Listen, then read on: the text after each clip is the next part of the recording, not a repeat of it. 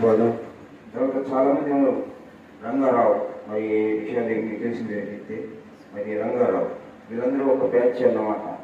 వీళ్ళందరూ ఉన్నప్పుడు నేను చిన్నపిల్లవాడిని చూడండి. మరి అయితే అప్పుడు ఏంటంటే పాస్టర్ గారు అక్కడ ప్రార్థన చేసి కూతురికి వెళ్ళేసి ప్రార్థన చేసి వస్తూ ఉండేటప్పుడు ఈ లక్ష్మమ్మ అంటే అదే మా రాహేల అయితే ఏం చేసింది ఆ మంత్రులు కారణం కేవలం మంత్రులు అంటే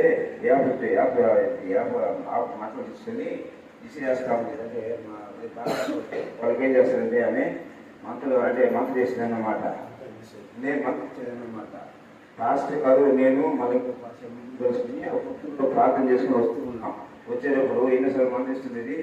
అప్పుడు చెప్తా ఉండేది చేయకూడదు కదమ్మా, అది మంచిదేమా, నీరు అయితే తెలుసు అని చెప్పేసి యేసు ప్రభు తెలుసుకోవాలని అని చెప్పేసి ఎన్నో పర్యాలు చెప్తా ఉండేది.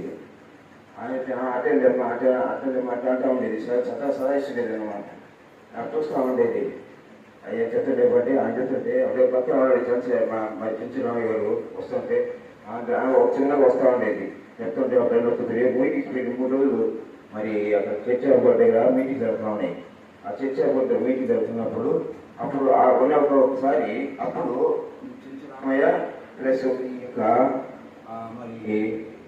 మరి మన రాష్ట్ర పేరు అంటే లక్ష్మణ పేరు కిష్టయ్య, నందలగూడ దగ్గర కిష్టయ్య, మరి రమణమ్మ, అలాగే కిష్టయ్య గారి యొక్క వారి మరి పెట్టామి. తర్వాత మన మోషే, మరి లక్ష్మణరావు అని మరి ఒక అతను మరి ఇక్కడ పరిచయం చేస్తున్నాడు. మరి తెలిసేది యేసుపాదం అనే ఒక అతను.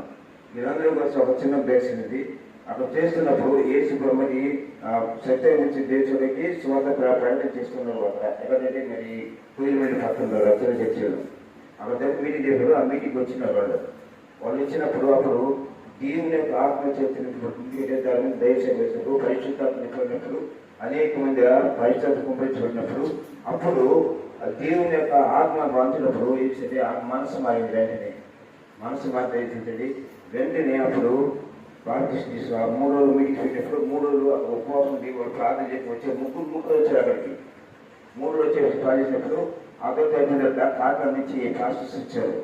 వాళ్ళు వచ్చి ఆమెను ప్రార్థించడమ్మా ఎవరైతే చూడాలంటే సొంత రక్షణ అంగీకరించి వాళ్ళు ఎవరంటే జ్ఞాపకం చేసింది. వాళ్ళ చేతులు ఎత్తితే మరి వాళ్ళ కోసం మేము ప్రార్థన చేస్తాం, వాళ్ళకి బాప్టిస్ట్ ఇవ్వబడుతుందని చెప్పినప్పుడు అప్పుడు ఏం చేశారంటే చేతులు ఎత్తేసారు. ఎత్తేసిన తర్వాత వాళ్ళు ఏం చేశారంటే మేము ఇస్తున్నామని పెన్నా నదులు ఇవ్వాలన్నాడు. పెన్నా నదులు వెళ్ళాలన్నప్పుడు అప్పుడు మొత్తం 6 మంది బయలుదేరి ఇక్కడి నుంచి నందలగుంట వరకు నలుగురు కొత్తూరు నుంచి ఒక 2